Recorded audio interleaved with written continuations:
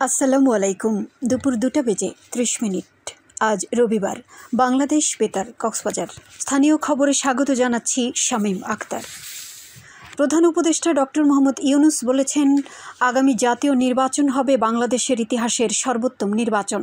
এটি দেশের গণতান্ত্রিক যাত্রায় একটি মাইলফলক হিসেবে বিবেচিত হবে। এই নির্বাচন হবে অবাধ, সুষ্ঠু ও অংশগ্রহণমূলক। গতকাল রাষ্ট্রীয় অতিথি ভবন যমুনায় Asian network for free election ANFREL এর একটি প্রতিনিধি দল তাঁর সঙ্গে সাক্ষাৎ করতে গেলে তিনি এ মন্তব্য করেন। প্রতিনিধি দলে ছিলেন সংস্থার নির্বাহী পরিচালক ব্রিজা রোসালেস, বাংলাদেশ নির্বাচন ও গণতন্ত্র কর্মসূচির পরামর্শক মে বুটই সহ অন্যান্যরা। প্রধান উপদেষ্টা বলেন, সরকার চলতি বছরের ডিসেম্বর থেকে আগামী বছরের জুনের মধ্যে অবাধ ও সুষ্ঠু নির্বাচনের আয়োজন করবে। নির্বাচনটি বাংলাদেশের ইতিহাসে সেরা নির্বাচন হবে এবং দেশের গণতান্ত্রিক যাত্রার মাইলফলক হবে।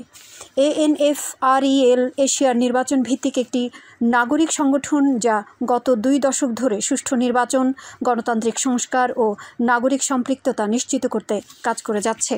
প্রতিষ্ঠান সংশ্লিষ্টরা জানান, প্রধান উপদেষ্টার সঙ্গে সংলাপ তাদের কার্যক্রমকে আরও ত্বরান্বিত করবে। বাংলাদেশে একটি স্বচ্ছ ও গ্রহণযোগ্য নির্বাচন নিশ্চিত করতে সংশ্লিষ্ট পক্ষগুলোকে সব ধরনের সহযোগিতার প্রতিশ্রুতিও ব্যক্ত করেন তারা।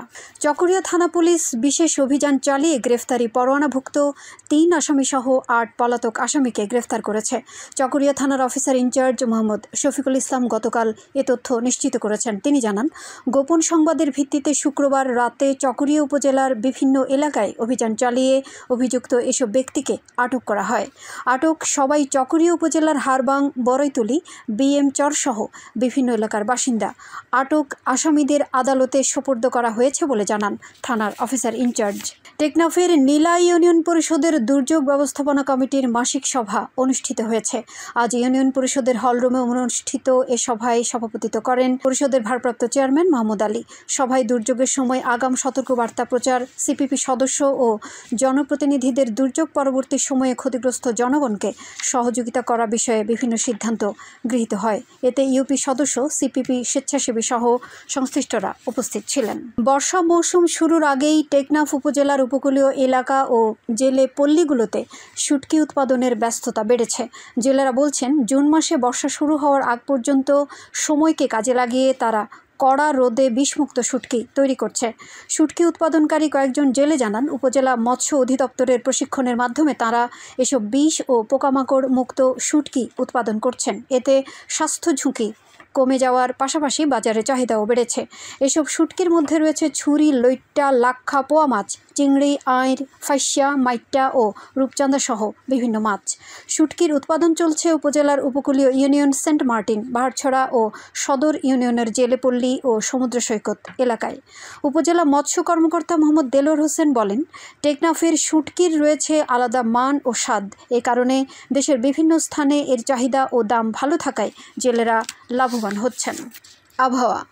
আগামীকাল দুপুর 12টা পর্যন্ত 24 ঘন্টার পূর্বাভাসে বলা হয়েছে, অস্থায়ীভাবে আংশিক মেঘলা আকাশসহ মেঘাচ্ছন্ন থাকতে পারে। সেই সাথে কিছু কিছু জায়গায় অস্থায়ীভাবে দমকা হাওয়াসহ বিদ্যুৎ চমকানো, বৃষ্টি অথবা বজ্রসহ বৃষ্টি হতে পারে। কক্সবাজার সমুদ্র বন্দরের জন্য কোনো সংকেত নেই। আগামী 24 ঘন্টায় দিন ও রাতের তাপমাত্রা সামান্য বৃদ্ধি পেতে পারে।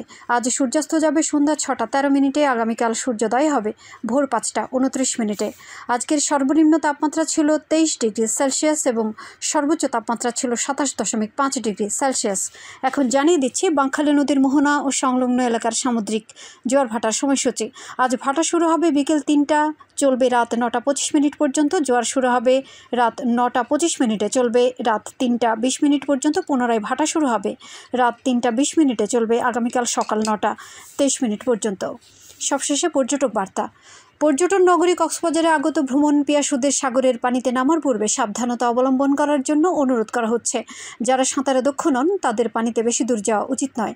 ভাটার সময় স্রোতের সাগরমুখী টান প্রবল হওয়ায় সাগরের গভীরে ভেসে যাওয়া এমনকি প্রাণহানির আশঙ্কা থাকে। সেই সাথে পর্যটকদের স্বাস্থ্যবিধি মেনে চলার পরামর্শ দেওয়া হচ্ছে। খবর শেষ হলো। আমাদের পরবর্তী খবর প্রচারিত হবে আগামীকাল সকাল 9টা বেজে 30 মিনিটে।